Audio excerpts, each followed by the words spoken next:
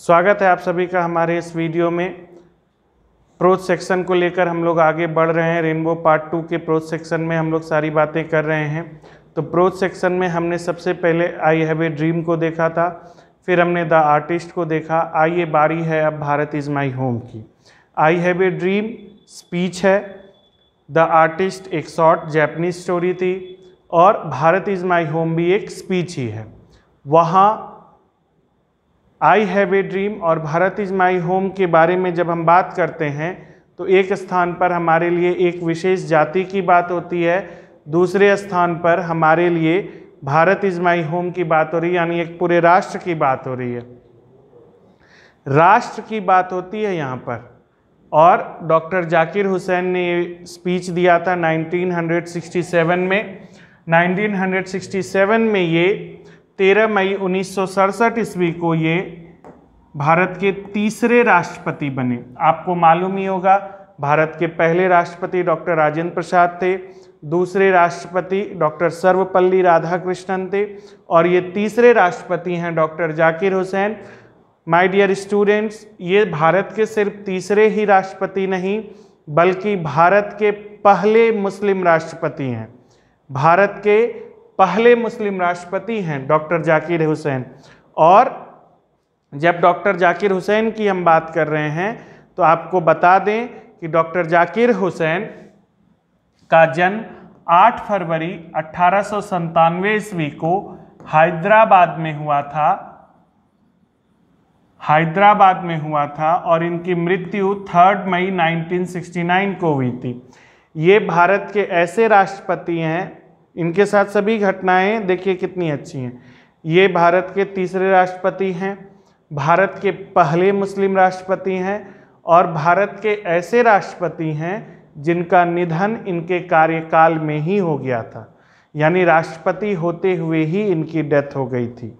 लेकिन इनके बारे में बहुत सारी बातें और भी हैं जानने के लिए, आइए जानते हैं। ये बात मैंने आपको बता दिया कि served as the 3rd president of India, तीसरे प्रेसिडेंट ऑफ इंडिया के रूप में इन्होंने अपनी सेवाएं दी फ्रॉम 13 मई 1967, 13 मई 1967 ईस्वी से अंटिल हिज डेथ, जब तक कि वह मर नहीं गए। He was elected president in 1967, जब 1967 में वो प्रेसिडेंट चुने गए थे। Before him doctor Sarvepalli Radhakrishnan was the president of India, इनके पहले डॉक्टर सर्वपल्ली राधाकृष्णन प्रेसिडेंट थे भारत के। और तो और इनके बारे में जो आपके बुक में दिया गया है, इन्होंने गवर्नर ऑफ बिहार के रूप में भी काम किया था। गवर्नर ऑफ बिहार भी रहेंगे, बिहार के राज्यपाल रह चुके हैं 1957 ईस्वी से 1962 ईस्वी तक, और vice president of India from 1962 to 1967, और भारत के उपराष्ट्रपति रहे 1962 ईस्वी से लेकर 1967 ईस्वी तक। यानी कि इनके साथ अचानक से राष्ट्रपति ये नहीं बने, इन्होंने एक लंबा सफ़र तय किया था। और इसलिए जब ये बात करते हैं आप इस बारे में बात कीजिए। देखिए ये एक ऐसे रहा, हम क्यों बार बार बोल रहे हैं भारत के पहले मुस्लिम राष्ट्रपति थे। इन्होंने भारत देश के राष्ट्रपति होने की बागडोर ऐसे समय में संभाली थी जिस समय भारत में कई प्रकार की जातीय हिंसा, धार्मिक हिंसा जगह जगह पनप रही थी। लोग एक दूसरे के प्रति द्वेष की भावना रख रहे थे। ऐसे में एक अलग धर्म से जिसके प्रति लोगों का दंगाई विचारधारा बन चुका था, उस धर्म से बिलोंग करते हुए राष्ट्रपति चुना जाना इनके लिए अपने आप में एक चुनौती भरा कदम था। ये यहाँ पर अपनी उस चुनौती को स्वीकार करते भी हैं अपने भाषण में। तो इन्होंने जब 1967 ईस्वी में राष्ट्रपति पद की शपथ ली तो इस शपथ के बाद तुरंत जो उन्होंने देश के नाम संबोधन दिया था, वही संबोधन का एक छोटा सा टुकड़ा आपको पढ़ना है। क्लास 12 में रेनबो में पार्ट 2 में हमारे पास भारत इज़ माई होम है। आइए देखते हैं इन्होंने इस भाषण को किस प्रकार दिया और इनकी क्या विचारधारा है। आइए देखते हैं। माय डियर स्टूडेंट्स, आप जानते हैं कि लाइन बाय लाइन हम लोग पढ़ेंगे और इसका हार्ड वर्ड आपको पहले ही मिल चुका होगा। ये वीडियो अपलोड हुआ होगा उससे पहले ही जो हमारे ऑफलाइन स्टूडेंट्स हैं उनको अपने ग्रुप में इसका हार्डवर्ड बहुत आसानी से मिल गया होगा। अब बात सिर्फ इनकी बात को समझने की है। यहाँ बात सिर्फ समझकर, जिस प्रकार आपको याद हो गया होगा कि आई हैव ए ड्रीम में नेग्रो जाति के बारे में मार्टिन लूथर किंग जूनियर ने बहुत सारी बातें की है। वहाँ मिसिसिपी है, जॉर्जिया है, अलाबामा है। आपने को याद हो चुका होगा द आर्टिस्ट में शिगा नायोया ने एक जापानीज बॉय के बारे में लिखा है, सेबी उसका नाम है, उसने कितने पैसे में गोल्ड खरीदा था, कितने में वह बिका, ये सब आपको याद हो गया होगा। तो यहाँ सिर्फ आप हमारी बातें सुनिएगा और देखिएगा कि डॉक्टर जाकिर हुसैन की विचारधारा क्या कहती है। ठीक है, आइए शुरू करते हैं और देखते हैं कि डॉक्टर जाकिर हुसैन ने क्या कहा था। My dear students, doctor Zakir Hussain की बात हम लोग कर रहे हैं। डॉक्टर जाकिर हुसैन, देखिएगा जाकिर हुसैन दो हैं और दोनों ही हमारे देश के लिए अनमोल रहे हैं। एक डॉक्टर जाकिर हुसैन है, एक उस्ताद जाकिर हुसैन है। डॉक्टर जाकिर हुसैन जहां भारत के राष्ट्रपति रह चुके हैं, वहीं उस्ताद जाकिर हुसैन तबला के क्षेत्र में बहुत बड़ा नाम है। आप तबला पर उनका हाथ बहुत आसानी से देख सकते हैं, यूट्यूब पर भी उनका वीडियो है। बहुत अच्छे कलाकार हैं, उनके बारे में जितना बोला जाए कम है। आइए देखते हैं। I must confess that I am overwhelmed by the trust my people have placed in me by electing me to the highest office in the land. I must confess, मैं जरूर स्वीकार करता हूं कि मैं ओवरवेल्म्ड हूं, मैं अभिभूत हूं, बहुत खुश हूं। कि किससे खुश हूं? by the trust my people have placed in me, उस विश्वास से मैं अभिभूत हूं जिस विश्वास ने मुझे भारत भूमि के सबसे बड़े दफ्तर में लाकर बिठाया है। आप जानते हैं भारत भूमि का सबसे बड़ा दफ्तर क्या है? तो भारत का राष्ट्रपति पद है। भारत का प्रथम नागरिक राष्ट्रपति होते हैं। तो माय डियर स्टूडेंट्स, यहाँ पर बात यही कर रहे हैं इन्होंने अपने पहले स्टांजा में जो आप पढ़ रहे हैं, पहले पैराग्राफ में जो आप पढ़े, I must confess that I am overwhelmed by the trust my people have placed in me by electing me to the highest office in the land. इस भारत भूमि के सबसे बड़े दफ्तर में के लिए मुझे चुनना और इस विश्वास के साथ चुनना कि मैं उनके लिए कुछ अच्छा करूंगा, इस विश्वास से मैं बहुत अधिक अभिभूत हूं, यह मैं स्वीकार करता हूं। Doctor Radhakrishnan brought to the presidency, देखिए यहां पर थोड़ा सा डिफरेंस है, मेंटल होगा, मेटल लिखा गया है, mental equipment, a degree of erudition and wealth of experience rarely to be found anywhere. देखिए यहां पर जाकिर हुसैन स्वीकार करते हैं कि यदि मैं भारत का प्रथम राष्ट्रपति होता तो मेरे सामने कई सारी चुनौतियां थी उस समय। आज जब मैं भारत का तीसरा राष्ट्रपति हूं तो डॉक्टर राजेंद्र प्रसाद के बाद डॉक्टर राधाकृष्णन ने, इन्होंने अभी अभी जो राष्ट्रपति पद से हटे हैं, अभी जिन्होंने राष्ट्रपति पद छोड़ा है डॉक्टर राधाकृष्णन, इसके बारे में बात कर रहे हैं कि डॉक्टर राधाकृष्णन ने इस प्रेसिडेंसी में, इस राष्ट्रपति भवन में एक मेंटल इक्विपमेंट लाया, एक मानसिक साधन लाया। आप जान रहे हैं डॉक्टर सर्वपल्ली राधाकृष्णन हमारे देश के महान शिक्षक में से एक हैं, उन्हीं के सम्मान में हम शिक्षक दिवस भी मनाते हैं।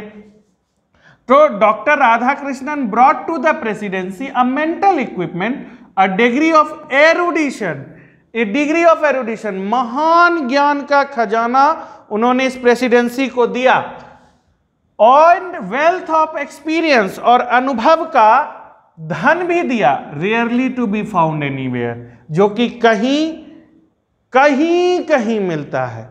यानी अनुभवों का वह खजाना, ज्ञान का वह साधन, सोचने समझने की वह क्षमता जो इस प्रेसिडेंसी में आने के बाद मैं महसूस कर रहा हूं, ये डॉक्टर सर्वपल्ली राधाकृष्णन के द्वारा ही दिया गया है।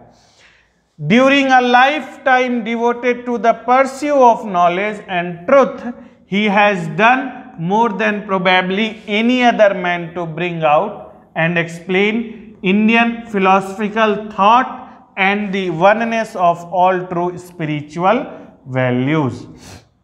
During a lifetime devoted to the pursuit of knowledge, doctor Sarvepalli Radhakrishnan के बारे में बोल रहे हैं कि वो जीवन भर ज्ञान के खोज में और ज्ञान को फैलाने में इस प्रकार अपने जीवन को न्योछावर कर दिए हैं और यहां तक न्योछावर कर दिए हैं कि शायद ही कोई, प्रोबेबली एनी अदर मैन, शायद ही कोई ऐसा काम कर सकता जो भारतीय दर्शन को और सोच को उजागर करे। यानी डॉक्टर सर्वपल्ली राधाकृष्णन ने प्रेसिडेंसी में एज ए प्रेसिडेंट रहते हुए पूरी दुनिया के सामने भारतीय सभ्यता, भारतीय सोच और भारतीय संस्कृति को लाने का जो प्रयास किया है वह शायद ही कोई व्यक्ति इतनी कामयाबी के साथ कर सकता जितना कि डॉक्टर सर्वपल्ली राधाकृष्णन ने किया।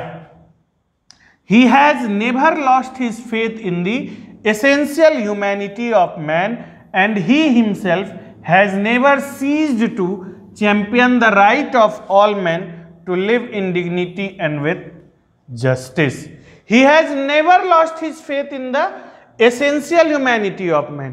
उन्होंने कभी भी मानवीयता के धर्म से अपना विश्वास नहीं खोने दिया। यानी किसी भी परिस्थिति में उन्होंने मानव धर्म को सबसे ऊपर रखा और मानव धर्म को सबसे ऊपर रखते हुए उन्होंने क्या किया? तो ही हैज नेवर, और खुद ही himself has never ceased to champion the right of all man to live in dignity and with justice. और वो कभी भी नहीं रुके इस बात को मानने से, इस बात को मानने से उन्होंने खुद को भी नहीं रोका कि हर एक व्यक्ति को पूरे सम्मान के साथ और स्वतंत्रता के साथ अपना जीवन जीने का अधिकार है। ठीक है, आगे चलते हैं।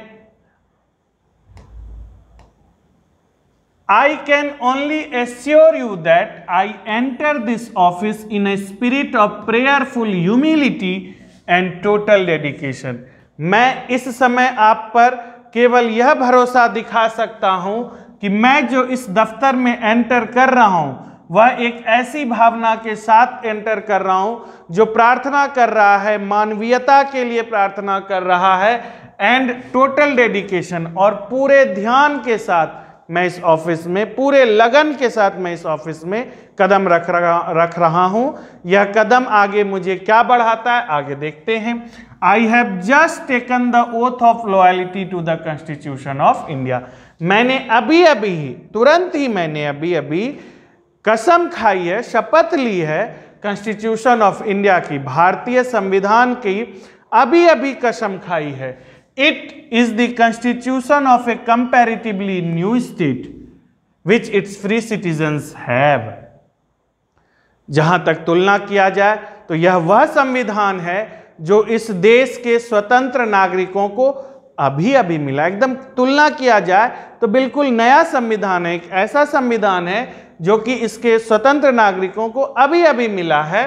For the first time in history, इतिहास में पहली बार, गिवन टू देमसेल्फ, जो कि उनको दिया गया है। यानी इसके स्वतंत्र नागरिकों को मैं एक ऐसे संविधान की शपथ लेकर इस दफ्तर में आया हूं जो इसके नागरिकों को अभी अभी ही इतिहास में पहली बार दिया गया। तो जब भी कोई काम पहली बार किया जाता है तो हो सकता है कि उसमें कुछ गलतियां हों, कुछ कमियां हों। मैं उन सब कमियों को दूर करने का प्रयास करूंगा। It is the young state of an ancient people who, through the long millennia and through cooperation of diverse ethnic elements, have striven to realize timeless, absolute values in their own peculiar way. It is the young state of an ancient people. It is the young state. यह एक जवान, तरुण राज्य है। Of an ancient people, प्राचीन लोगों का यह नया राष्ट्र है।